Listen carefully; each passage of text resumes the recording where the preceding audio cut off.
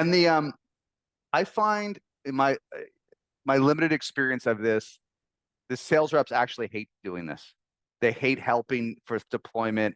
All they want to do is get the customer onboarded and immediately go on to the next deal. So does your sales team not hate it, or what are how do you get your sales team, especially these days when sales wants to do the least possible? How do you get them to do more? Well, I think it's how you set up the incentive structure, right? Yeah. If you pay your sales rep commission the day the deal closes and then there's no clawback or none of that stuff, then of course that's what they're going to do, right?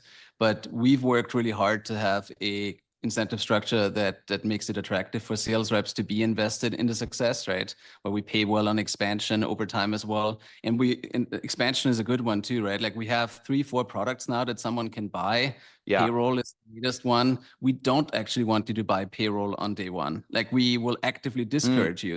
We incentivize our sales reps to keep the deal sizes lower at the time it closes because the chance of success is that much higher. And we know that, hey, once they are successfully activated, now they trust us. They had a great experience. It's so much easier to talk to them about like product 2, 3, and 4. Yeah.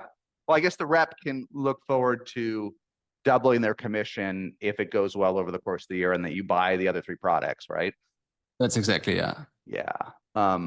It's a good insight. I find that these days that still works, but sometimes in this distributed world that reps would still rather do less and make a little bit less, but it is a good learning. It is, I do find sometimes it's like, okay, if I do nothing after the deal closes and I make 70% as much as if I have to do the onboarding, the follow-up, the deployment, maybe since I'm working from the beach, from Bali or my van, maybe I'll take 70%, but it's a good point. It is a good point.